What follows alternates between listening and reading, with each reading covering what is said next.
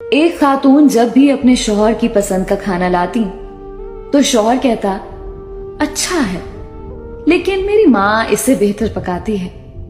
بیوی شوہر کو مسکرا کر دیکھتی اور چلی جاتی، اور جب بھی بیوی اچھا پرفیوم لگاتی وہ اسے کہتا ہے کمال ہے، میری ماں کی خوشبو کی طرح ہے۔ وہ مسکرا کر رہ جاتی، اور اس طرح اس خاتون نے ساری زندگی ایسے ہی الفاظ سن سن کر گزاری۔ ماں کرتی ہے، ماں کہتی ہے، ماں کا پرفیوم، ماں کا کھانا پکانا وغیرہ وغیرہ۔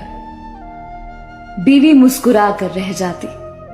شادی کے 27 سال بعد ان کی والدہ کا انتقال ہو گیا۔ والدہ کی تدفین کے بعد شوہر اکیلا بیٹھا تھا۔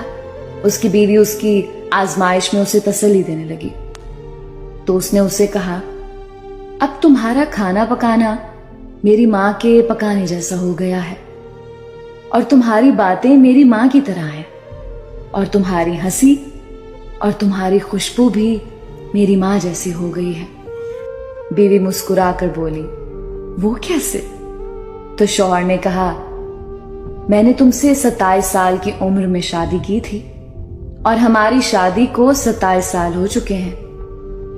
اب تم میری ماں جیسی سوچ رکھنے لگی ہو۔ بیوی کہنے لگی آپ ریاضی کے پروفیسر ہیں، پھر بھی آپ کا حساب غلط ہے۔ شوہر نے کہا وہ کیسے؟ بیوی کہنے لگی میں جب تک زندہ ہوں آپ کی ماں کے برابر نہیں بن سکتی۔ ان کے 54 سال دینا میرے 27 سال کے برابر نہیں ہو سکتے، اور جس کے قدموں کے نیچے جنت ہے میں ان کے برابر نہیں ہو سکتی۔ خاوند فرتے جذبات سے رو پڑا اور کہنے لگا کیا تمہیں کبھی میری ماں سے تشبیہ دینے کی تکرار سے پریشانی نہیں ہوئی؟ میں ہر کام میں ماں کو یاد کرتا، ان کی تعریف کرتا تھا جیسا کہ دوسری خواتین کرتی ہیں۔ اس نے کہا نہیں، کبھی نہیں، بلکہ معاملہ اس کے برعکس ہے۔ خاوند نے کہا وہ کون سی باتیں ہیں جو تم تمنا کرتی رہی اور میں تم سے پوچھ نہ سکا؟